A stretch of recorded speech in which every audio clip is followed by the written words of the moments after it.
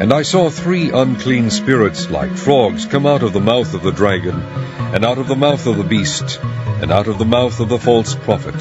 For they are the spirits of devils working miracles, which go forth unto the kings of the earth and of the whole world, to gather them to the battle of that great day of God Almighty. Yeah, speaking of cha-ching, cha-ching, yeah. Tickets to the Super Bowl will be the most expensive in history. Here we need a vast military-style campaign to marshal the strength of the global private sector.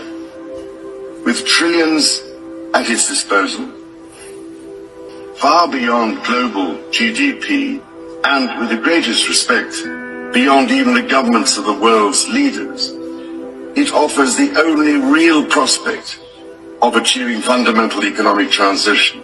Are you ready for it? You better believe See it. why I said that? I do. So the average ticket for the big game is nearly $10,000. The cheapest, just over $8,000. Okay, now just yesterday, by the way, it was the most expensive was $8,000. So that's nearly $2,000 more than the average ticket last year. Part of the reason for this year's cost is Vegas, baby.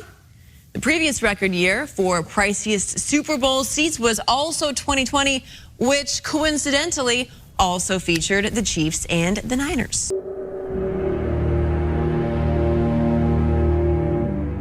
In a little corner of the world, near a little Italian village called Assisi, in a little chapel dedicated to the Blessed Virgin Mary, there once lived a little man who became a giant. Get ready. It's time for your next life-changing, unforgettable moment. Because the greatest sporting event is coming to the greatest arena on earth. It's more than the Super Bowl. It's the Super Bowl in Las Vegas. February 11th, 2024. The Super Bowl happens here.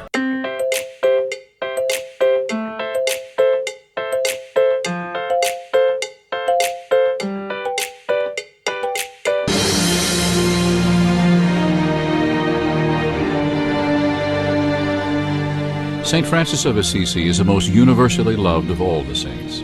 He is known as a man of peace, a friend of nature, a guardian of the poor. But St. Francis was not always as we know him today. The son of a wealthy merchant, as a young man he had everything he wanted, but lacked the one thing he needed. In this little chapel, called the Porzioncula, which means little corner, St. Francis of Assisi found his way, his little portion of heavenly grace, his calling as a man of God.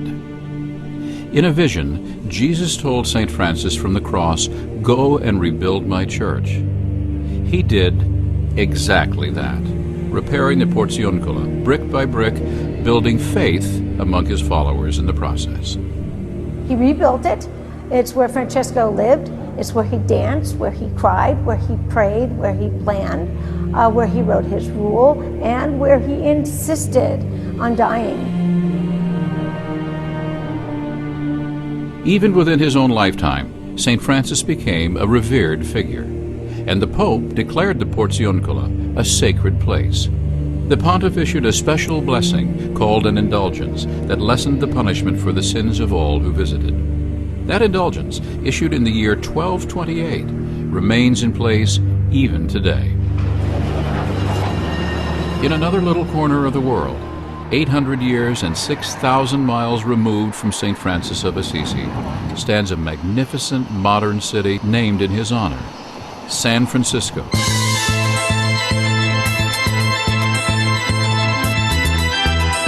It's important not to have a kind of spiritual amnesia, not to forget the roots, the past, the history, the story.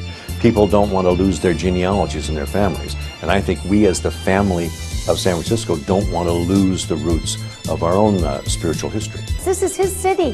He is our patron saint. We are named after him. This is his American city. Pope Francis is a first in many ways. The first Jesuit pope, the first pope from the New World, and the first one to take the name Francis. As Jorge Mario Bergoglio, he lived in a simple apartment, not the Archbishop's palace. He took the bus instead of a chauffeured limo, and he cooked his own meals. In short, his life was modeled on simplicity, like that of St. Francis of Assisi. As Argentina's top church official, he opposed Argentina becoming the first Latin American country to legalize gay marriage. He opposed euthanasia and giving away free birth control.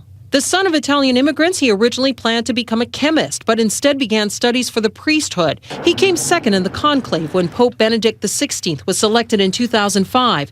Many thought his age of 76 would rule him out this time. He is now the leader of more than 1 billion Catholics around the world. And as the world found out the name and identity of the new pope, there were cheers.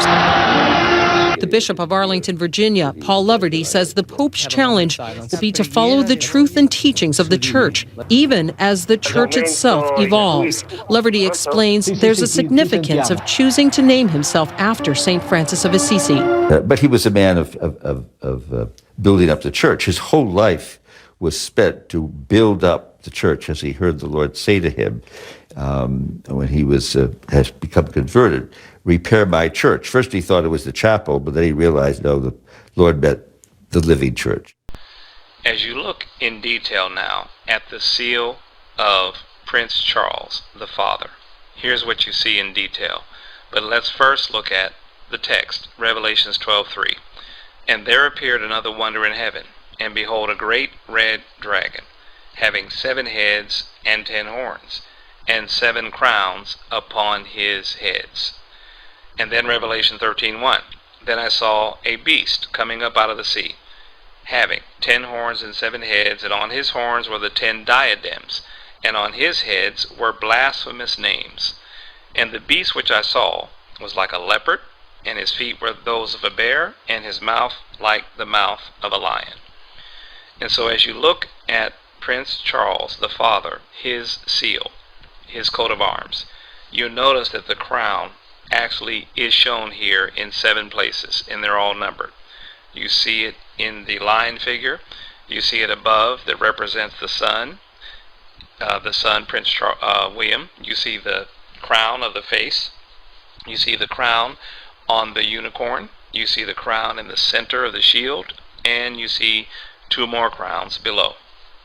There are your 7 heads with 7 crowns. Also, we discussed how in this text that the beast would resemble a leopard, and which this does by its length and its thinness as compared to a lion. It has the feet of a bear, and if you look at the feet, those are bare feet, and it has the mouth as a lion, and it certainly has a lion's mouth. So let's focus on the lion, leopard, bear beast on the left. Notice there are 3 parallel horns on his neck, which are, in a manner of speaking, plucked out by the roots, which means turned upside down. Then come to the center photo. The helm, which is the face, has 7 curved bars or horns. These 7 horns, along with the 3 horns from the eldest son, lion, at the top, make a total of 10 horns in the head region. And from Daniel 7 verse 8, I considered the horns, and behold, there came up among them another little horn, before whom there were 3 of the first horns plucked up by the roots. And behold, in this horn were eyes like the eyes of a man, and a mouth speaking great things. So as you can see in the first 2 photos, we have numbered the 3 additional horns to the 7 that already existed in the previous slide. Now let's take a look at the eyes of a man in the horn.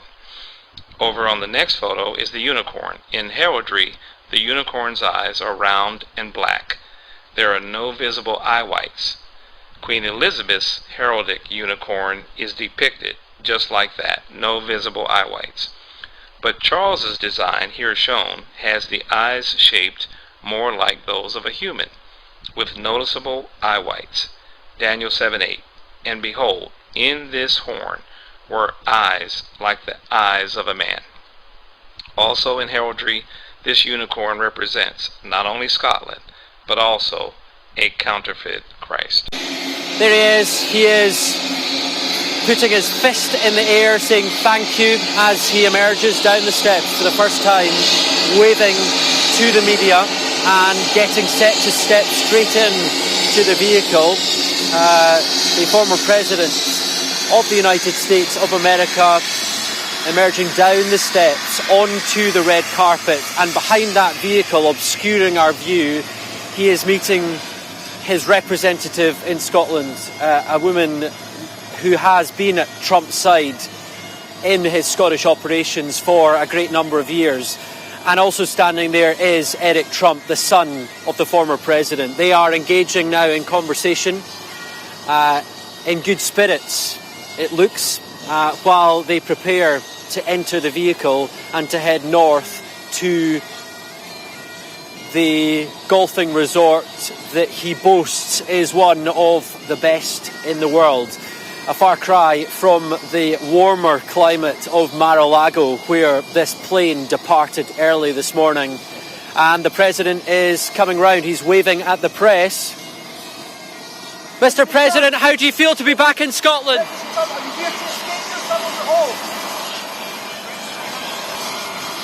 And there we have it. He said it was great to be home. He said it is the home of his mother. And he put his fist in the air in true Trump style and entered the vehicle very quickly, not saying anything too much, which is unfortunate, but he did remind us that this is a place that he holds dear in his heart. President Trump, who attended Fordham, a Jesuit university, came face to face today with the first Jesuit Pope.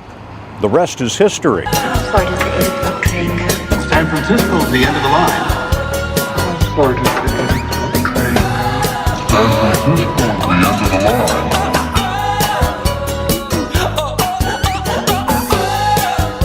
President Trump's 9-day foreign trip took him to the Vatican, where he was welcomed by the Swiss Guard and then taken to meet Pope Francis. The two men shook hands and posed for photographs ahead of a private meeting behind closed doors. The leaders exchanged gifts, with Mr. Trump giving the pontiff a first edition set of Martin Luther King Jr.'s writings. One of the books has Dr. King's signature. The Pope returned the gesture by presenting the president with a medal by a Roman artist featuring an olive branch, saying it was a symbol of peace. President Trump and the pontiff have not always seen eye to eye. During the U.S. presidential campaign, the Holy Father said anyone who concentrates on building walls and not bridges is not a Christian. The Pope said something to the effect that maybe Donald Trump isn't Christian, okay?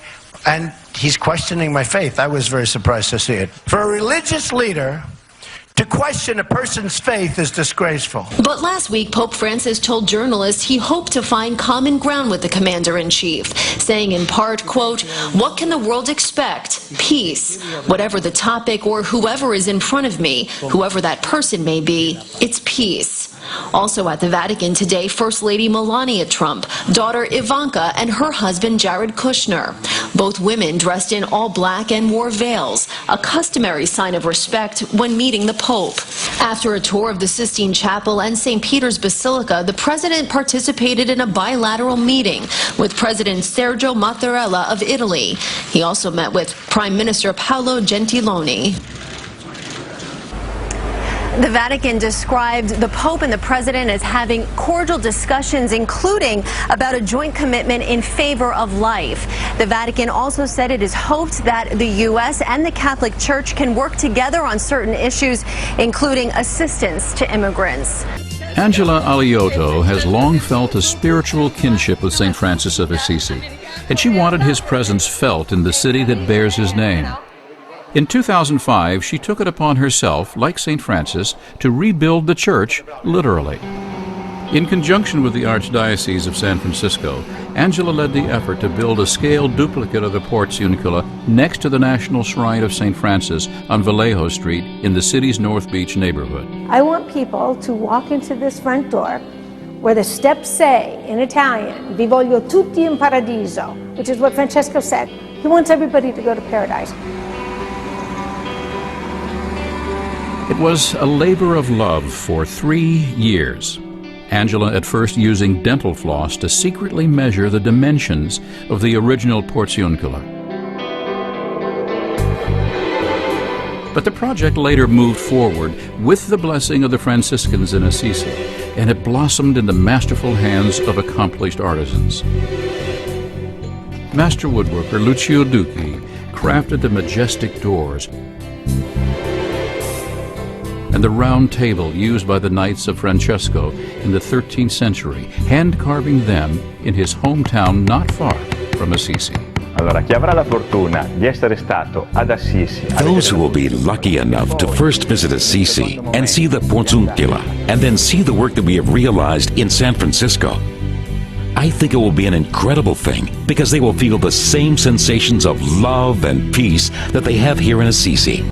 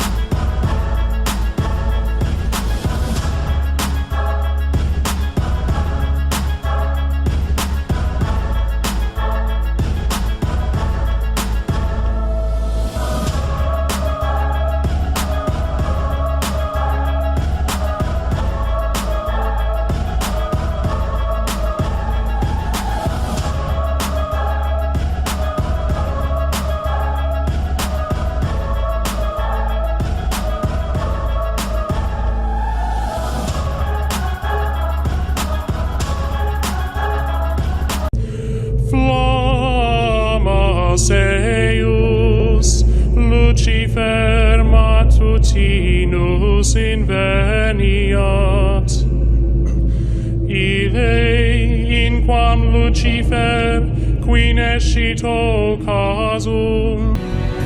It was truly a labor of love. It wasn't just an hourly wage for them. It was something that they truly believed in, they felt inspired by, they felt honored to be a part of. Romero Lazzari's company specializes in accurately recreating antique works of art. His son, Stefano, did the breathtaking frescoes adorning the new Porzioncula. It gives us great satisfaction to be able to bring this art to California. And for people in California who normally would not be able to travel to Assisi, to see the original, to see a faithful reproduction just the way they would see it here in Italy. The rosy marble floor leading to the Porzioncula is the famous Pietra Rossa from Assisi, just like the original, hand-cut and laid by Maurizio Volpi.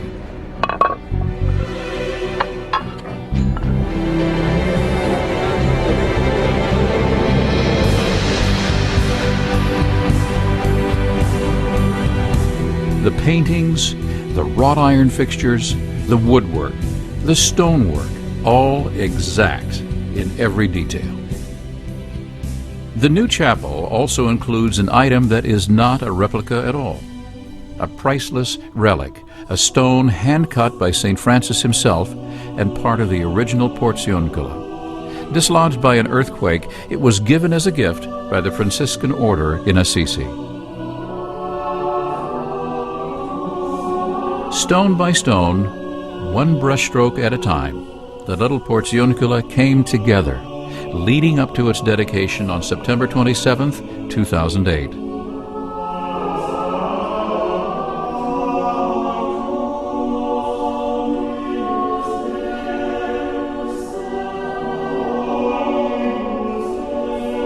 Allora, la riproduzione della Porzioncula in San Francisco. I think that the replication of the Porzioncula in San Francisco, I believe, is a real gift from God, because it expresses an experience of St. Francis, of a God of love, a God of mercy, a God of peace. And some of the hotels right near Allegiant Stadium are already sold out for Super Bowl weekend. If you can't find a room, you're gonna have to pay, like a lot. A lot. The Staybridge Suites near the stadium currently has vacancies listed at more than $1,200 per night for Super Bowl weekend. Wow. Some rooms are available on the Strip, including at Aria for $1,300 a night and at Fountain Blue for more than $1,400 per night. You might be better off just doing an Airbnb somewhere and... Or going in and out, same day. But the completion of the Porzioncula Nuova, the new Porzioncula, is not the end of this project. It is only the beginning. The Porzioncula is the first phase of a larger plan called the Renaissance Project to transform the National Shrine of St. Francis into an international site of global peace, one which welcomes people of all faiths, as St. Francis himself would have done. His famous saying, always preach the gospel. When necessary, use words. We often think of preaching as just words, but Francis saw it principally as life, the way you live the life of Christ before others in such a way that you win them to Christ. The second phase of the Renaissance Project focuses on preservation, with major structural and aesthetic upgrades planned for the larger church. Plans then called for the construction of a welcoming piazza on Vallejo between Columbus and Grant. And finally, the project aims to establish an international spiritual center of Franciscan prayer and thought. These lofty goals will not come without sacrifice. The painstakingly detailed, handcrafted work of the new Porzioncula alone came at a cost of nearly $3 million. What we're developing is expensive. Beautiful projects are very often expensive. And sometimes people say, well, why would you spend it on this when there are so many other worthy causes? People need bread and they also need beauty. People need a job, they need to make a living, but as Winston Churchill said, what you get gives you a living. What you give gives you a life. And I think that that's what we're appealing to. We're asking people to help with their resources to the extent that they can.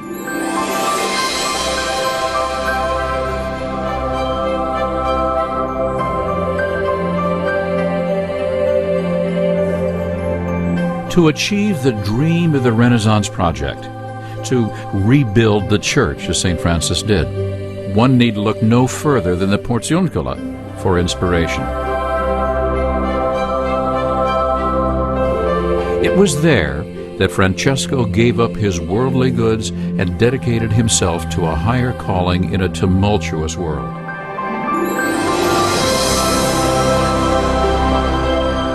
It is here, at the National Shrine of St. Francis, that similar sacrifice will help lift the spirit of pilgrims from our tumultuous world who visit this little corner, this little instrument of peace.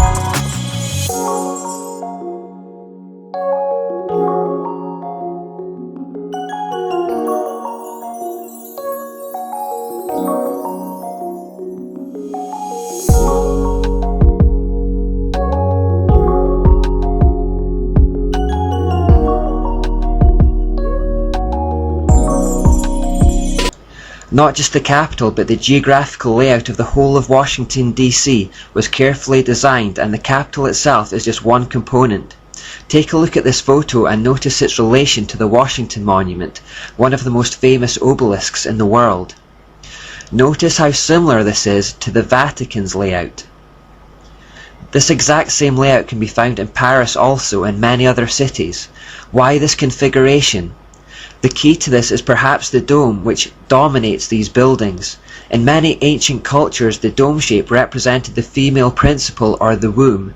When you have the male principle, which is the obelisk, connected to the female principle, it was believed by occultists that a third entity, a kind of spiritual energy, is produced. We've already seen that idea in the square and compass logo. In occultism, the idea is also quite prevalent that certain shapes and colours either create or diffuse energies. We're quite familiar with this concept today in the form of Feng Shui, which was a craze a while ago. Arranging your furniture in relation to what they do with energies to create balance. You can think of this kind of arrangement between the obelisk and the dome as a kind of Feng Shui designed to generate a spiritual power. Now if we go inside the Capitol and look up at the dome, we see this. Now this dome looks almost exactly the same as the one in the Vatican, and at the top is a painting called the Apotheosis. It was painted by an artist called Constantino Brumidi. His story is interesting because in his younger years he became famous for his paintings commissioned by the Vatican.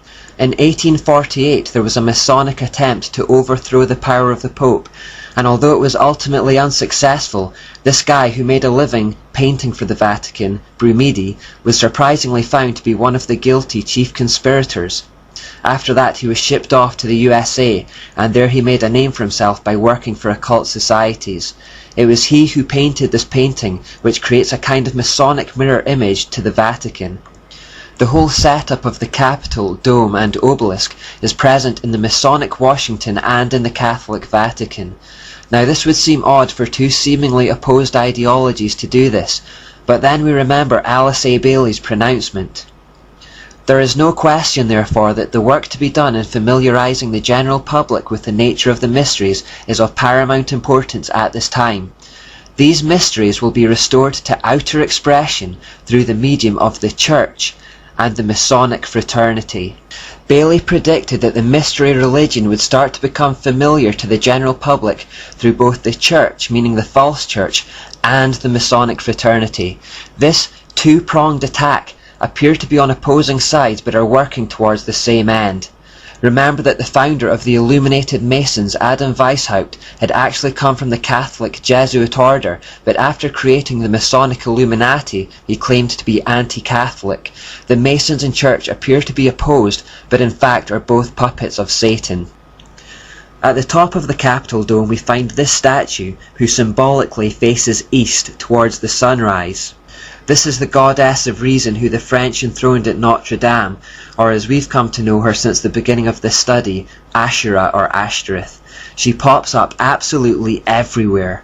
This particular idol was designed by a Freemason, Thomas Crawford, and is standing on top of a spherical shape which almost certainly represents the earth, around which is written in Latin, E pluribus unum. This means, out of many, one.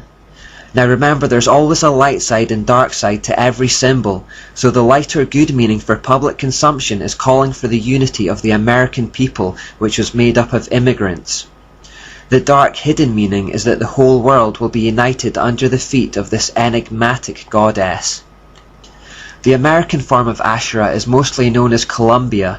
The DC in Washington DC actually stands for Washington District of Columbia, so effectively it's like saying that it's her district, her territory where she rules.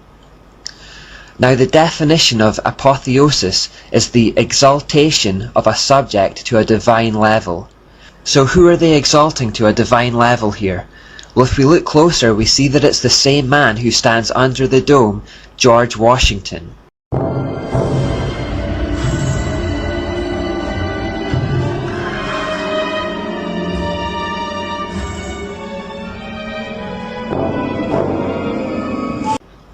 Look at the bottom and you will see the goddess Columbia or Asherah, and then George Washington is depicted directly above her. It represents the deification of the man George Washington. Note the pose he is striking with his left arm raised and his right hand extended outwards.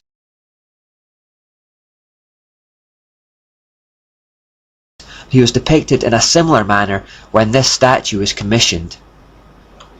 Now this statue is again elevating Washington to a position of God, as it was modelled on Zeus. It was meant to go on display at the Capitol, but after it was found to make people uncomfortable, it was moved to the Smithsonian Museum instead. What is extraordinary is that this pose is more commonly associated with Baphomet, the horned goat god that represents Satan. Remember when we turned the pentagram representing man upside down, we got Baphomet. So if the painting intends to elevate the man Washington to the level of a god, we are forced to ask the question, what kind of god? Incidentally, while Baphomet is on the screen, you may also notice that it has both male and female features, which is the usual male and female, light and dark from one source theme that we've already seen countless times. If we go back to the painting one more time, we see that the other figures that surround Washington are also ancient gods and goddesses from pagan mythologies. You know what, sometimes what you leave out of a story is even more interesting than what you leave in. That happened when we were in Oxford, Maryland. Learned that the pride of that old town was one Robert Morris Jr., the financier of the American Revolution. Years ago, we used to go down to the county library to get a picture of a bird like that, but now we just use the internet. That's where I found this picture here. Now, the caption said it was a shot of the Greek god Mercury handing a bag of loot to Robert Morris, the financier of the American Revolution. Well, that's just a tiny part of a much bigger picture called the apotheosis of Washington. Now, apotheosis is a Greek word that means to make divine. In other words, this painting shows George Washington becoming a god. Now, I never knew that happened. But there it is for all to see, painted under the most famous dome in the whole country, maybe the whole world, the United States Capitol. Now, the most interesting part of this particular heaven are the folks that live in it. Now, you'd expect to see Moses and Abraham and Ezekiel and that crowd hanging around, but not a single fella from the Bible's up there. Now, Minerva, the Roman goddess of crafts and wisdom, is shown delivering an electrical generator and batteries and a printing press to Benjamin Franklin, Samuel Morse, and Robert Fulton. And Neptune, the Roman sea god, and Venus, the goddess of love, are shown helping to lay the transatlantic telegraph cable. I'll bet you they were a big help. Now, there's some other gods, but not a single prophet, apostle, or even a lower archangel in the whole 4,500 square feet. All I know is what I read on the internet, but you hear a lot of talk these days about the religious beliefs of our founding fathers. Now, those boys may have been as devout as saints. We'll never know. One thing's for sure, you'd never tell by looking at Capitol Dome. Charles Paparella, WBOC News. Many of you missed your prom, sporting events, and celebration with your friends, but you were quick to find new ways to stay connected and active while remaining focused on finishing your education. You proved to the entire world that you can set your mind to something important, push through and succeed, showing all of us that you, our next generation, already possess the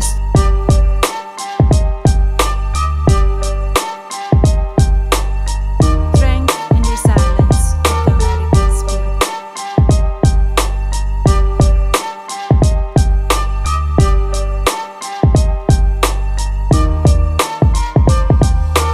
Simply put, this country and this world benefit from your commitment to Jesuit principles, to being men.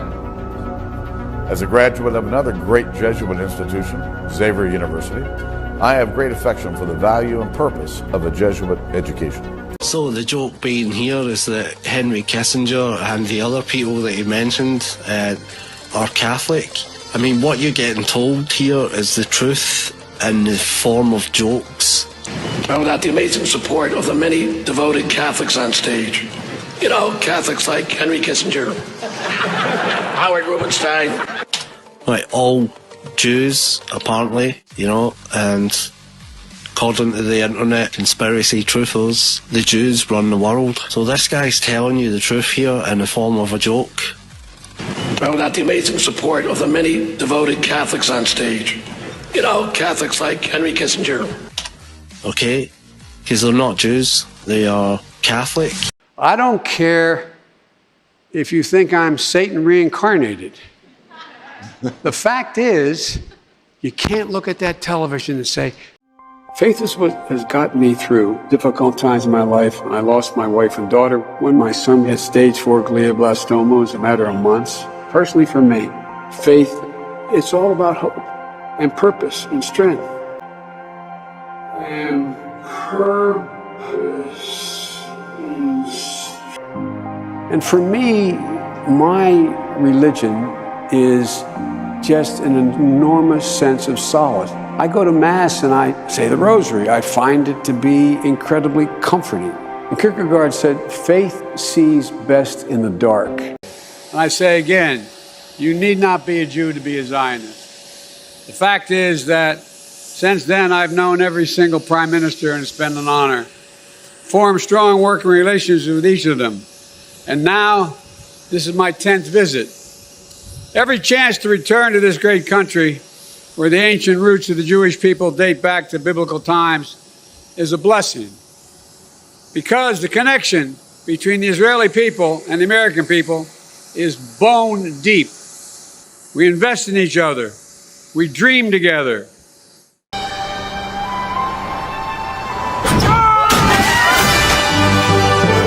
The Golden Gate Bridge is the longest span between two towers. The Golden Gate Bridge is the longest span between two towers. The Golden Gate Bridge is the longest span between two towers. Why are you telling me all these things? This is just so far off the scale where this world is heading.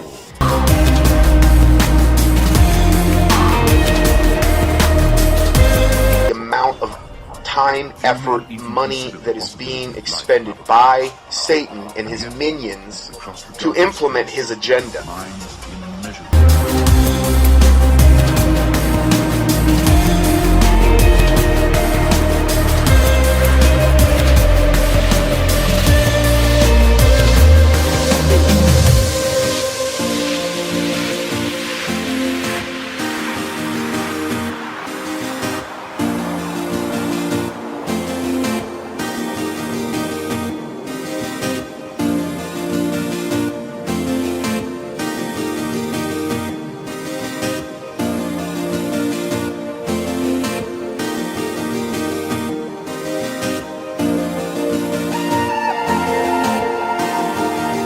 A future that Ernest Cline, the writer of the book, envisioned.